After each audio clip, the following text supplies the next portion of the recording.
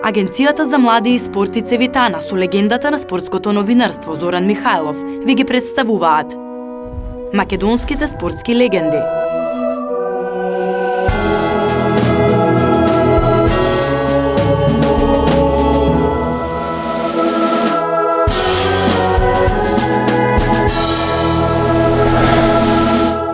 Алпинизмот е спорт кој ги привлекува младите, тоа е спорт на храбрите и секој оној што сака да ги провери своите физички способности, често оди во овој спорт, па едноставно тој понатаму станува негова љубов. Така беше и со една група алпинисти во минатото во Македонија, која беше предводена од Јован Поповски, нашата следна спортска легенда.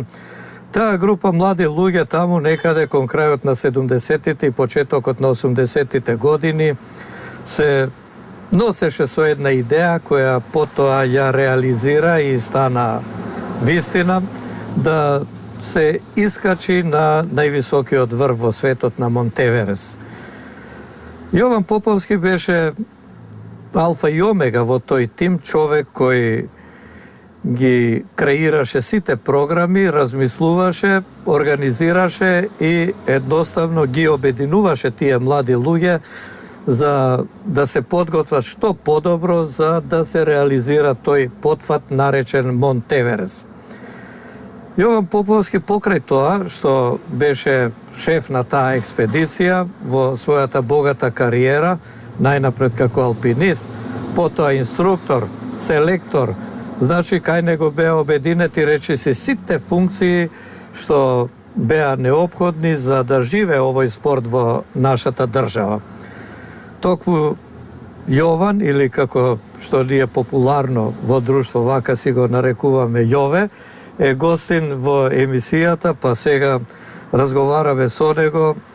Ќе биде интересно да се чуе за сето она, за сите оние доживувања, особено за искачувањето на популарниот мурато на Монт Еверест на 10 мај 1989 година, датум кој останува со златни букви запишан во нашата спортска историја, не само алпинистичка, туку воопшто, па би рекол и пошироко во македонската историја, не само спортска. Јове е човек кој минал низ многу неизвестности, занимавајќи се со овој спорт, а што го довело да биде во алпинистичкиот спорт, ќе слушнеме од него. Интересно ќе биде да ни каже како беа неговите почетоци. Ми се чини дека тргна на капење, па од тука излезе карпа, по освојување на карпа, па ајде врв и почна со алпинизм. Кога беше тоа и како беше ја?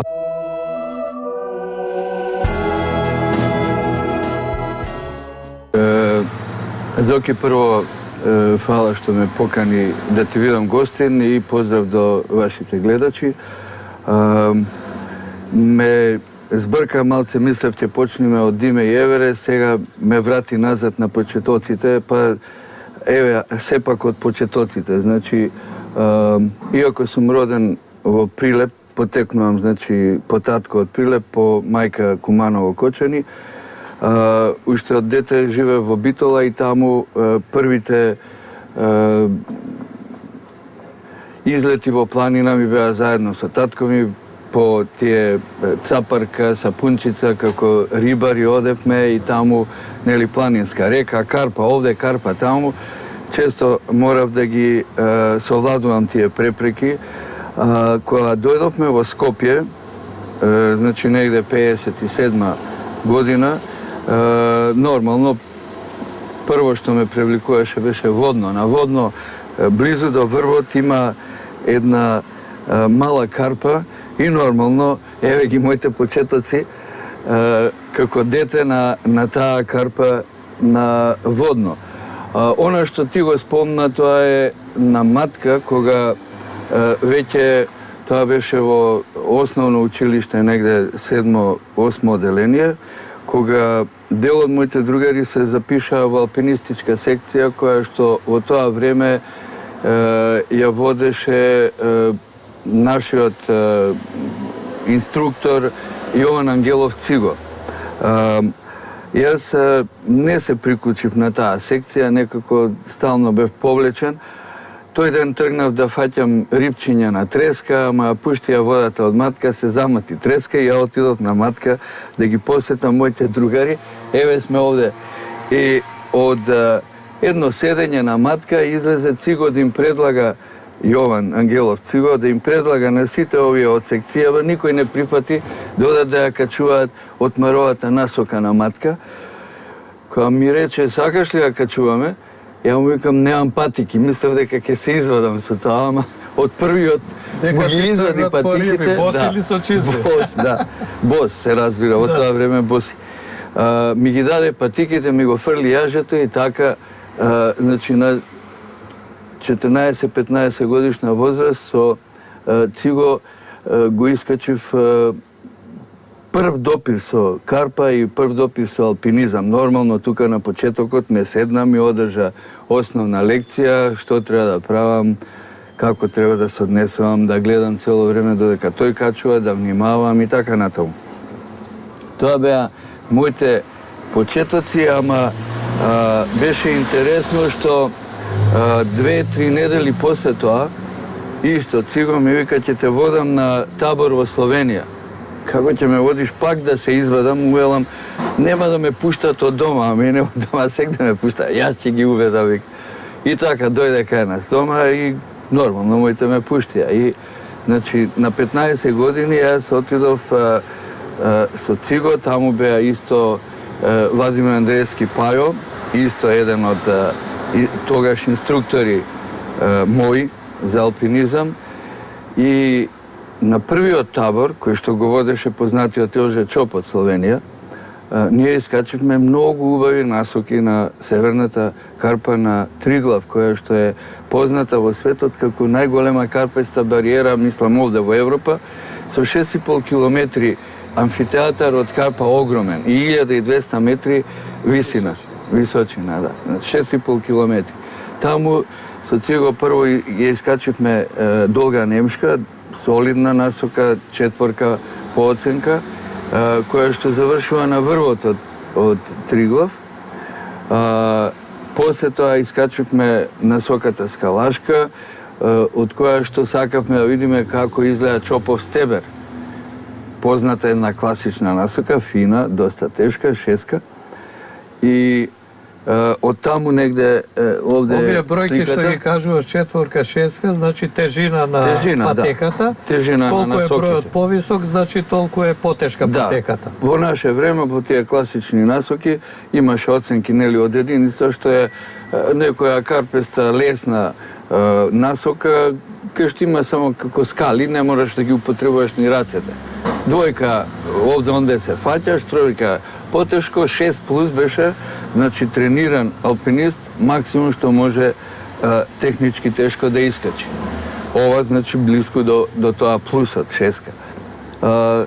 Од тука имам некоја слика, значи исто како 15 годишно дете со Циго таму, а одма после тоа Циго се ориентира на Чопов стебер со Станко Гилич од Словенија да качува, а јас со Пајо продолжи да качувам и мене тоа ми беше прва, втора, трета, значи четврта насока, баварска, исто солидна оценка, четворка, места 4+, и Пајо ми дозволи неколку должини од јажето јас да водам таму.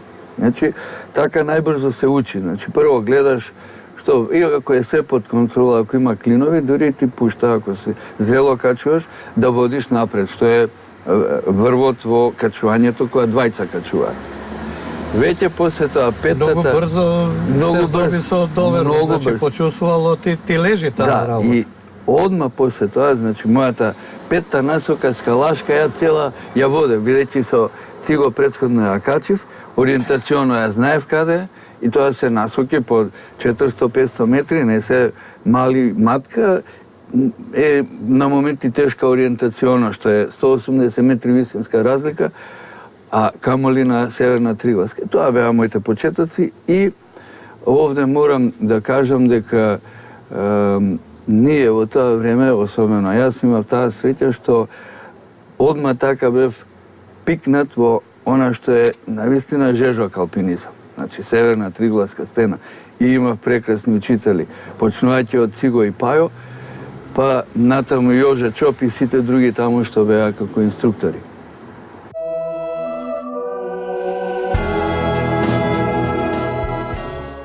И после тоа ти се вклучуваш во тие експедиции што ги организира и словенците, па и други експедиции, затоа што во Македонија немаше услови да се формира една експедиција, например, за освојување, односно качување. Тоа освојување го избегнувате, не е термин во алпинизмот, на врвот или планината, зашто ти убаво рече не може да се освои. Таа си постои и ти може само да се искачиш на неа. И сега учествуваше во тие други експедиции, бидејќи овде немавме и така. Патот не беше толку брз, ама добро, ајде со неколку збора да го насликам патот. Значи, во тие услови многу брзо се напредуваше, но да се стигне до експедиција сепак е голем пат. Ние како го трасиравме нашиот пат до на крај експедициите. Прво се одржуваја секоја година по 2 курса, значи алпинистички. Имаше за водичи, за спасители. Ние на почетокот бевме се и водичи и спасители, но после како ангажирањето и сериозноста во нашиот спор доаѓа на се повисоко и повисоко ниво, се повеќе се ориентиравме само на алпинизам.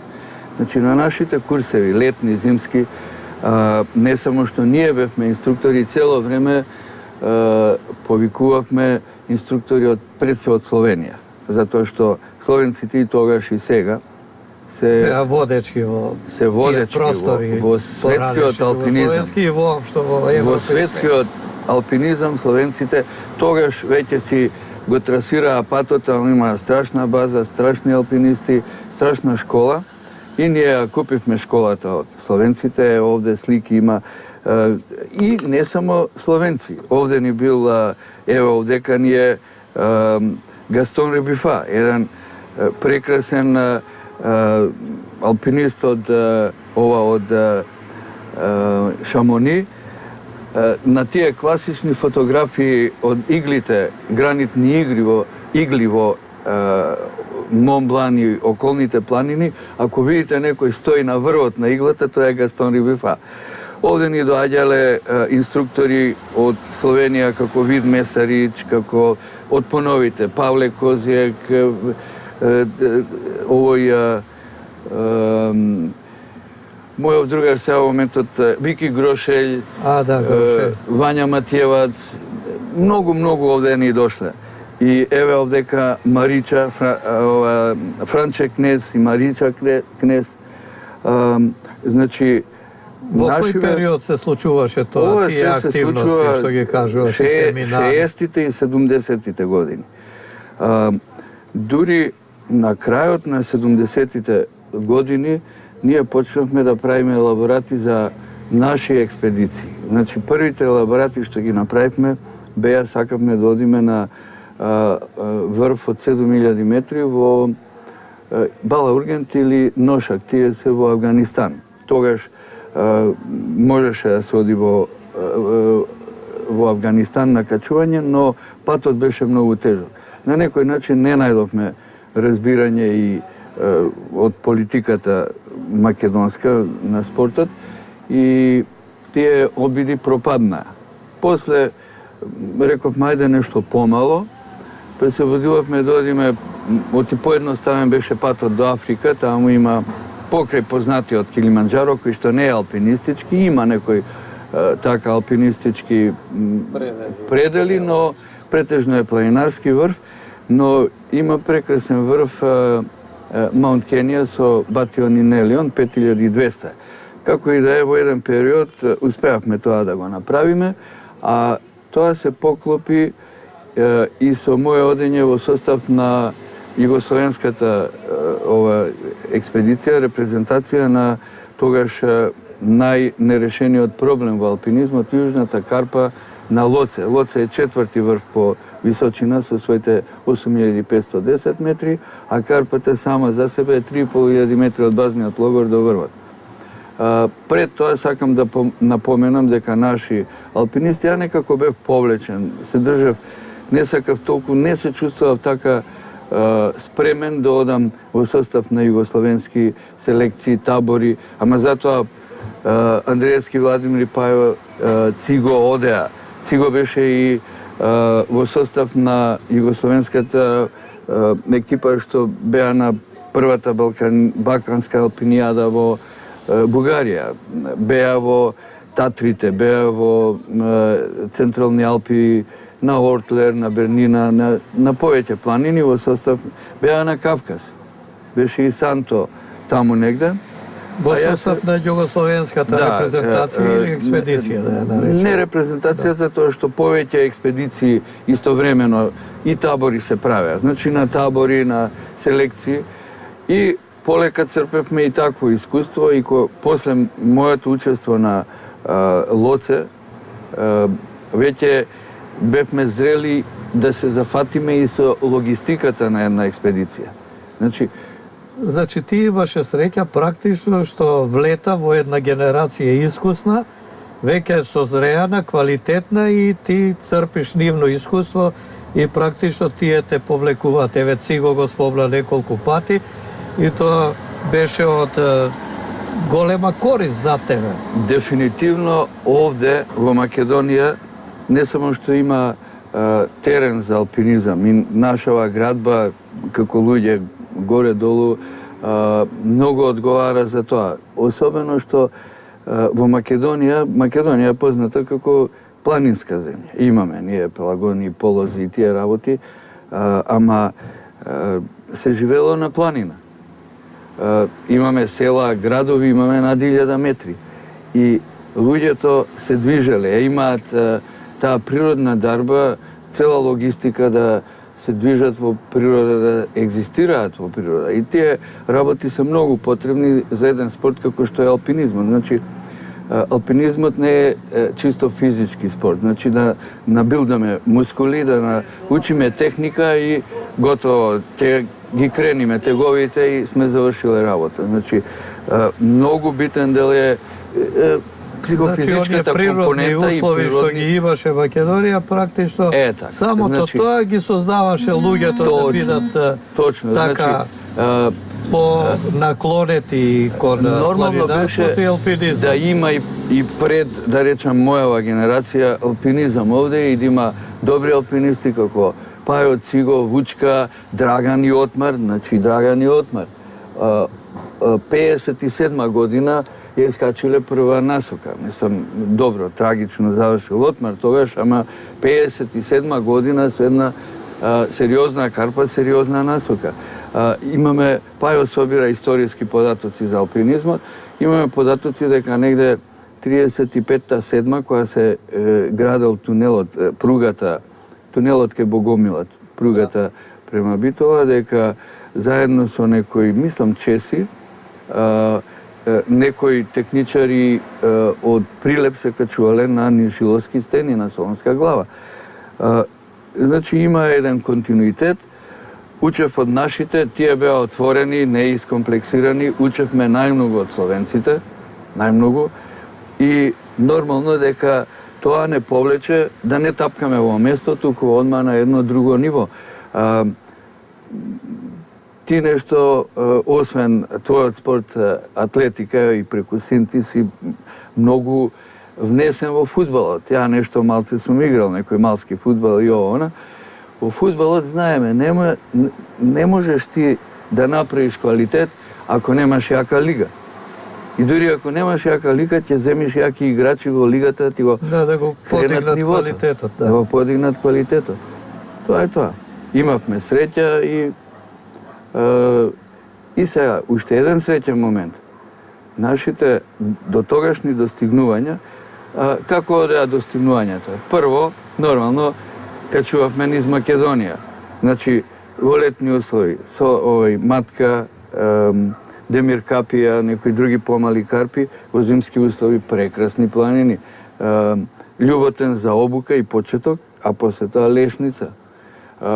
Солунска глава е прекрасна, ама е многу далеку и е тешка за зимот, се уште да се стигне до да таму, се стигне и треба да јака логистика. Тоа е мала експедиција да озима на Солунска глава, на Неджиловски карпи. После тоа отидовме по Проклетие, Карамфили, Дурмитор, други планини во околниве, да речем, предели. После тоа се ориентиравме нормално Пакленица, Тамар, во Тамар, тоа е покрај Планица во Словенија, Травник, Мојстровка, Јаловец, после тоа нормално Северна Триголовска карпа и после тоа дојдоа Централни Алпи. Прво почнавме со тоа да направиме планинарски искачувања, се искачивме на Мон Блан, па не знам, Матурхон, а после тоа продолживме таму да качуваме насоки. И некако како го стигавме овој врвниот квалитет во алпинизмот, а тоа е, да речам, хималаизам, каде што нема само сува карпа, има снег, мраз и карпа. Така кога одевме во Централни Алпи, прво ќе си скачавме на Мон Блан за аклиматизација и тоа аклиматизација. Значи, овој врвниот алпинизам не може без аклиматизација затоа што планините се горе високо каде што е разреден воздухот и мора полека да го донесеме и организмот на тоа ниво да можеме да дишеме. Да поднесува.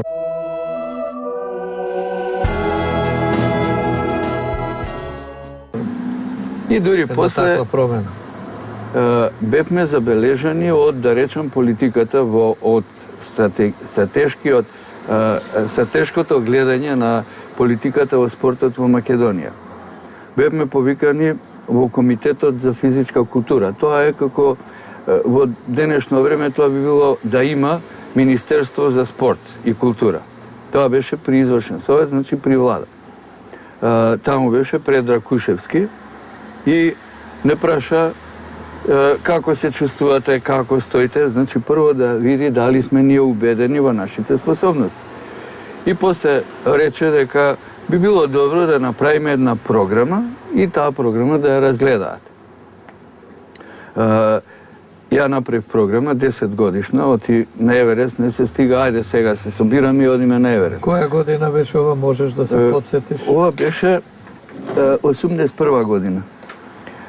Значи, 81 година бевме повикани таму, истата година ја направивме програмата и прво ја предложивме во Планинарски сојуз. Значи, јас ја направив вака, како ја речам, ја направив работата, ама од која средивме како Комисија за алпинизам при Планинарскиот сојуз на Македонија моравме на председателство и да помине прво Планинарски сојуз. Тука имаше некои проблемчиња, некои контрираа на програмата со разни изговори, меѓу другото како ние како организација сме биле скромни, а ова ќе бара некакви пари и тука Ѓорѓе Ѓорѓевски Ѓуц ја изигра клучната улога. Кога изгледаше дека се ќе пропадни, тој рече: луѓе, ние не бараме вакви пари кои што ги добиваме до сега, ние бараме пари од Македонија за врвен спорт.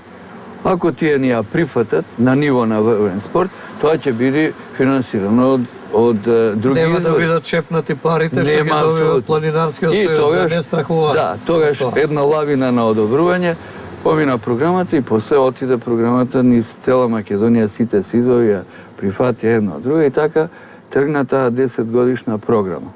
Но интересно е да се каже дека ти уште на почетокот беше практично назначен за така шеф на таа идна хималајска експедиција и човек кој заедно со своите другари ги подготвувавте тие програми, бидејќи работевте еден подол период. Прво,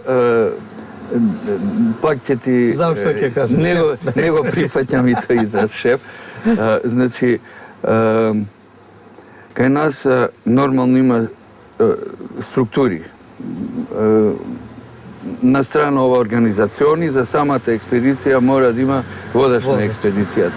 На страна од водачот, сите действуваме како еден тим, јас бев покрај водач и алпинист, значи има водач и само водач. Тој е како тренер што седи на страна. Јас сум водач алпинист, значи ја качувам истовремено и сум водач. Значи, ние сме другари сите заедно алпинисти, а само во дадени ситуации ја морам да пресечам и мојот збор е последен. А иначе структурите во сите тие организации изгледаат вака. Значи тогаш планинарската организација, дури ни Комисијата за алпинизам немаја сила да ја носат таа програма сами. И се направи еден комитет во која што влеговме дел ние од алпинистичката асоциација, значи, ова е алпинистичката комисија и комисијата за експедиции, влегоа од председателството. Во тоа време председател беше, ми се чини, Киро Никовски, после тоа Перо од Велес, па Маринковиќ, значи еден континуитет од 10 години. Влегоа и од телевизија, од весниците, мислам, и телевизиите. Влезе Никола Солдатов, после Никола Солдатов тие активности ги префрли на Златко Калински и тебе да се прати програмата и да се популаризира. Значи се направи едно тело, на тоа тело председател стана професор доктор Черепналковски, заменик, еден заменик бев јас, а друг заменик беше доктор Драги Данев. Тој е заменик министер на Југославија за сообраќај. Значи, јака екипа се направи. Тања, жена ми, стана секретар на комитетот. И можам да кажам дека ако ја по спортскиот дел, професориве